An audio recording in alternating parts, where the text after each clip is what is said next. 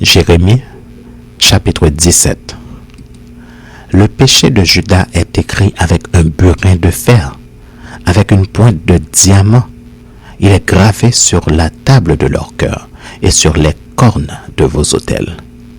Comme ils pensent à leurs enfants, ainsi pensent-ils à leurs autels et à leurs idoles d'Astarté près des arbres verts sur les collines élevées.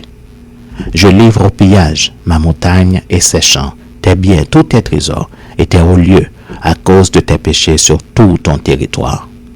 Tu perdras par ta faute l'héritage que je t'avais donné.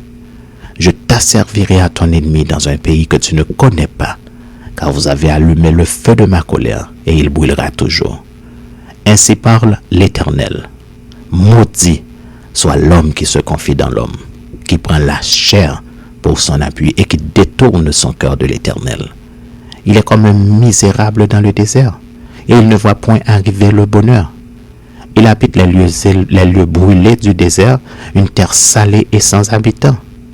Béni soit l'homme qui se confie dans l'Éternel et dont l'Éternel est l'espérance. Il est comme un arbre planté près des eaux et qui étend ses racines vers le courant. Il n'aperçoit point la chaleur quand elle vient, et son feuillage reste vert. Dans l'année de la sécheresse, il n'a point de crainte et il ne cesse de porter du fruit. Le cœur est tortueux par-dessus tout, et il est méchant. Qui peut le connaître? Moi, l'Éternel, j'éprouve le cœur, je sonde les reins, pour rendre à chacun selon ses voies, selon le fruit de ses œuvres. Comme une perdrix qui couvre des œufs qu'elle n'a point pondus, tel est celui qui acquiert des richesses injustement. Au milieu de ses jours, il doit les quitter, et à la fin, il n'est qu'un insensé. Il est un trône de gloire, élevé dès le commencement. C'est le lieu de notre sanctuaire. Toi qui es l'espérance d'Israël, ô Éternel, tous ceux qui t'abandonnent seront confus. Ceux qui se détournent de moi seront inscrits sur la terre, car ils abandonnent la source d'eau vive, l'Éternel. Guéris-moi, Éternel, et je serai guéri. Sauve-moi, et je serai sauvé, car tu es ma gloire. Voici, ils me disent, où est la parole de l'Éternel? Qu'elle s'accomplisse donc. Et moi, pour t'obéir, je n'ai pas refusé d'être pasteur. Je n'ai pas non plus désiré le jour du malheur, tu le sais. Ce qui est sorti de mes lèvres a été découvert devant toi. Ne sois pas pour moi un sujet d'effroi, toi mon refuge au jour du malheur. Que mes persécuteurs soient confus et que je ne sois pas confus. Qu'ils tremblent et que je ne tremble pas moi.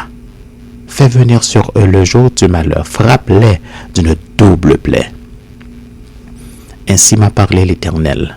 Va, et tiens-toi à la porte des enfants du peuple par laquelle entrent et sortent les rois de Juda et à toutes les portes de Jérusalem. Tu leur diras, écoutez la parole de l'Éternel, roi de Juda et tout Juda, et vous tous habitants de Jérusalem qui entrez par ces portes. Ainsi parle l'Éternel. Prenez garde à vos âmes. Ne portez point de fardeau le jour du sabbat, et n'en introduisez point par les portes de Jérusalem. Ne sortez de vos maisons aucun fardeau le jour du sabbat, et ne faites aucun ouvrage, mais sanctifiez le jour du sabbat, comme je l'ai ordonné à vos pères. Ils n'ont pas écouté, ils n'ont pas prêté l'oreille, ils ont raidi leur cou pour ne point écouter et ne point recevoir instruction. Si vous m'écoutez, dit l'Éternel, si vous n'introduisez point de fardeau par les portes de cette ville le jour du sabbat, si vous sanctifiez le jour du sabbat et ne faites aucun ouvrage ce jour-là, alors entreront par les portes de cette ville les rois et les princes assis sur le trône de David, montés sur des chars et sur des chevaux, eux et leurs princes, les hommes de Juda et les habitants de Jérusalem, et cette ville sera habitée à toujours.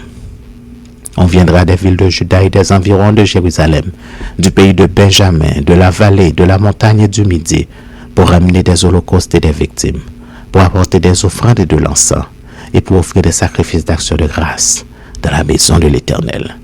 Mais si vous n'écoutez pas quand je vous ordonne de sanctifier le jour du sabbat, de ne porter aucun fardeau, de ne point en introduire par les portes de Jérusalem le jour du sabbat, alors j'allumerai un feu aux portes de la ville, et il dévorera les palais de Jérusalem et ne s'éteindra point.